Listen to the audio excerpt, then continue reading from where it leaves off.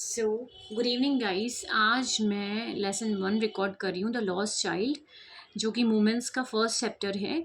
So basically मैं उनके लिए तैयार कर रही हूँ ये सारा कंटेंट जो बच्चों को दिक्कत होता है पढ़ने में स्कूल में, और जिनके पास फैसिलिटी नहीं है, और लोग भी इसे ज्वाइन कर सकते हैं जो पढ़ना चाहते हैं। सो मैं पैराग्राफ वाइज एक्सप्लेन करूँगी पूरा। सो चलो स्टार्ट करते हैं। A child goes to a fair with his parents. He is happy and excited and wants the sweets and toys displayed there. But his parents don't buy them for him.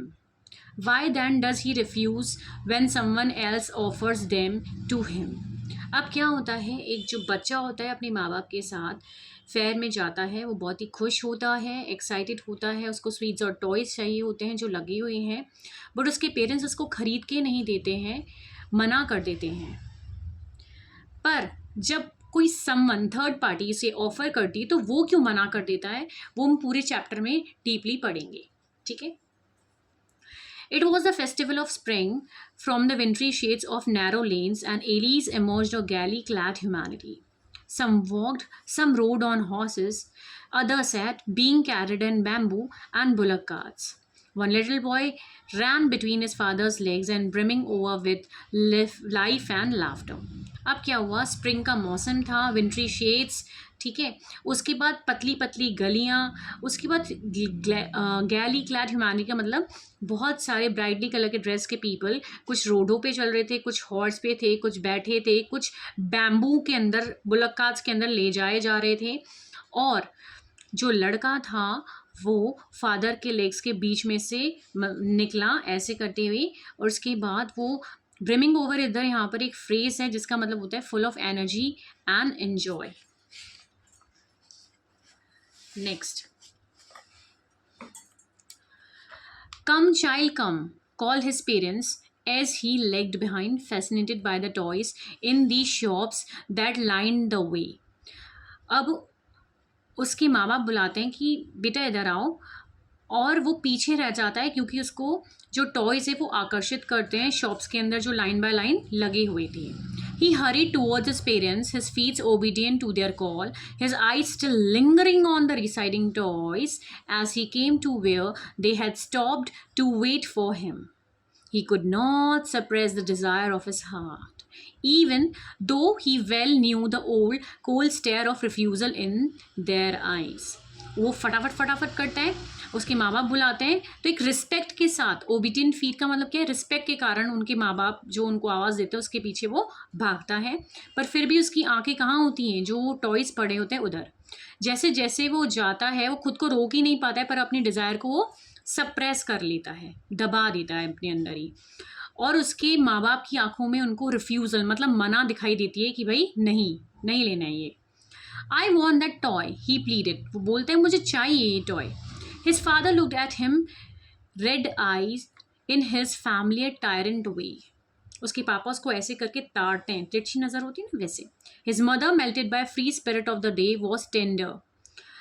काफ़ी उसकी mummy पिघल जाती है, but उनका अंदाज ही अपना ही होता है।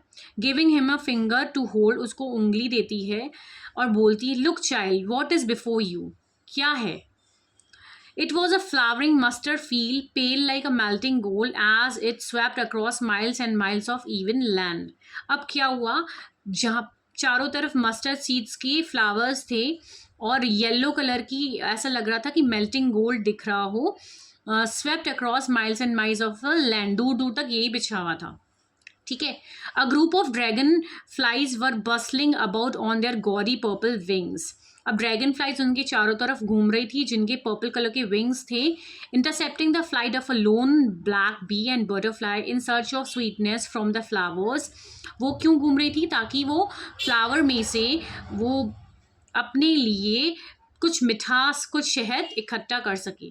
The child follow them in the air with his gaze, वो देखता गया, उसे फॉलो करता गया, till of them would still in wings and rest he would try to catch it, वो उसको पकड़ने की कोशिश कर रहा था, but it would go fluttering and flapping, वो थपथपा रही थी, फ्लैप कर रही थी अपने विंग्स को अप इनटू द एयर।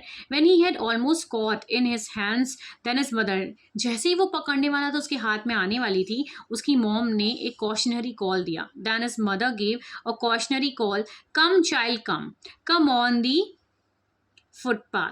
उनकी माँ ने आवाज लगाई, ठीक है।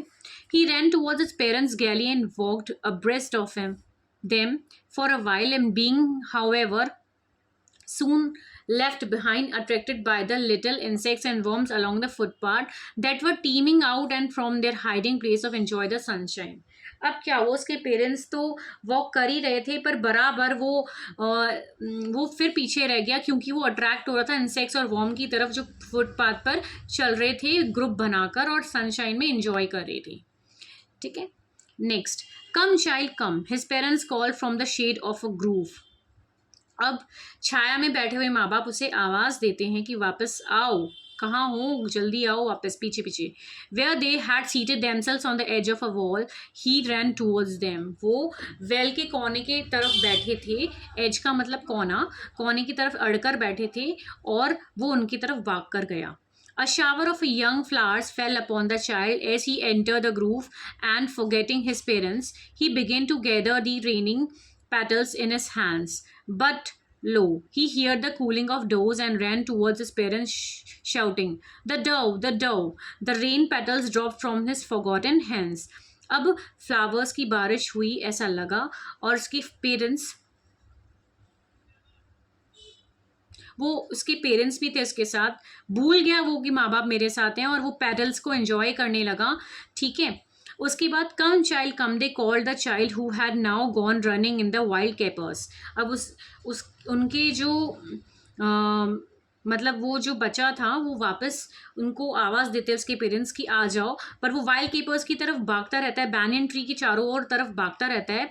Round the banyan tree and gathering him up, they look the they took the narrow winding footpath which led to the fair through the mustard fields.